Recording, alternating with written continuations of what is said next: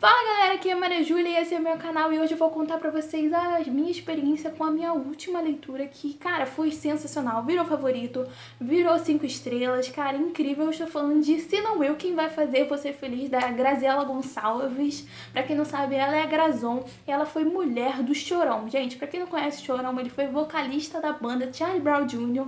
e fez muito sucesso lá na década de 90, 2000. Eles eram estouradaços e eu, particularmente, eu era muito fã dessa banda. E assim, gente, quando eu comecei a ler esse livro, eu fiquei muito interessada e me retornou muitas coisas, sabe? Que eu conhecia muito a banda, eu conhecia todas as músicas, ela faz várias citações durante a escrita dela no livro, ela fez várias citações e músicas que foram inspiradas nela. Cara, sensacional, gente, eu amei essa história.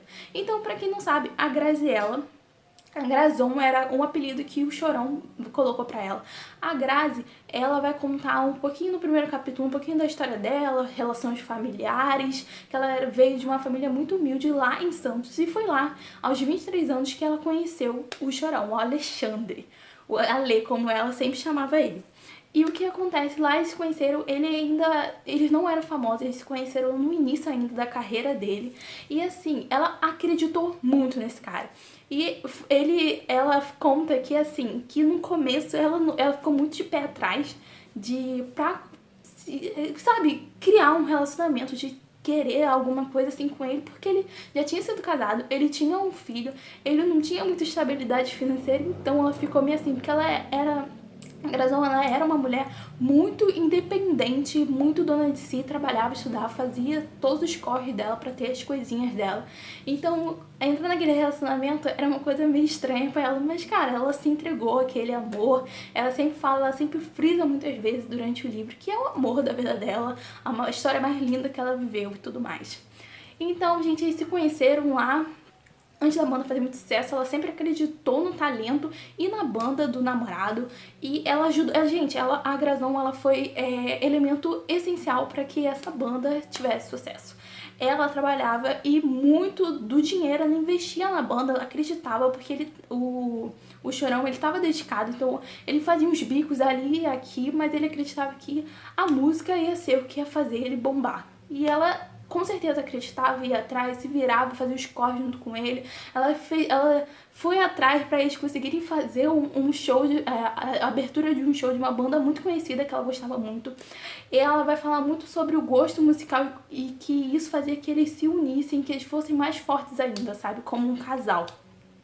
Ela sempre faz várias citações, bandas que fizeram muita influência pra ela e tudo mais.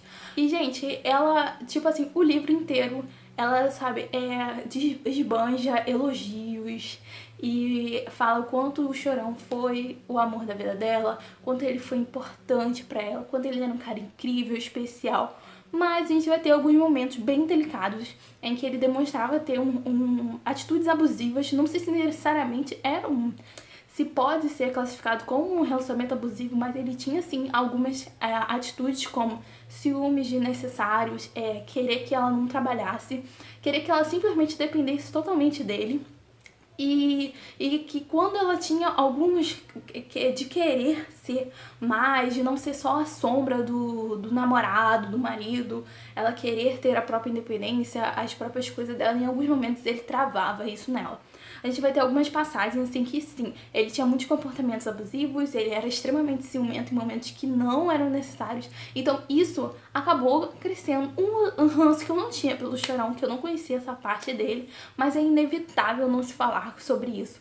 Mas apesar disso, ela sempre fala com muito carinho dele. Então, em muitos momentos, a gente lia, ela contava o que aconteceu de uma situação X, que eu não vou falar pra vocês, que, cara, leia um livro X que ele fez que não foi legal, foi uma coisa muito ruim que ele fez, mas ela sempre contava de uma maneira, tipo, pra amenizar, ou que a gente acabava esquecendo, que depois ela, sabe, rasgava elogios e como ele era importante, como ele foi importante pra vida dela.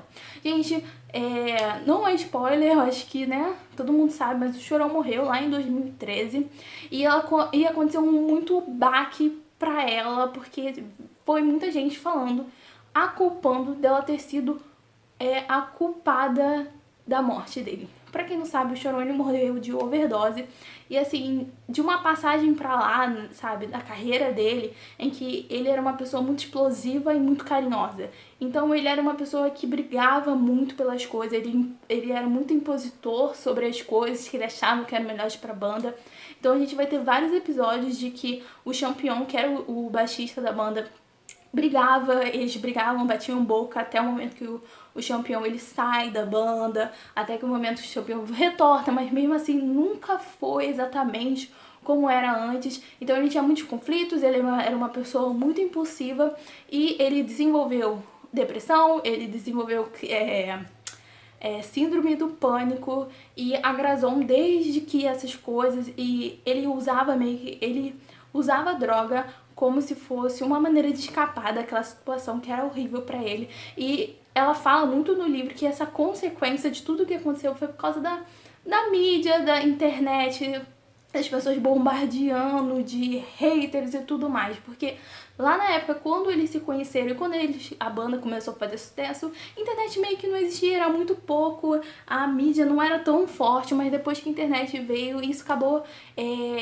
prejudicando, sabe? Não é prejudicando, mas influenciando que alguns gatilhos fossem acionados. Não sei se vocês me entenderam, mas a minha interpretação foi essa. E assim,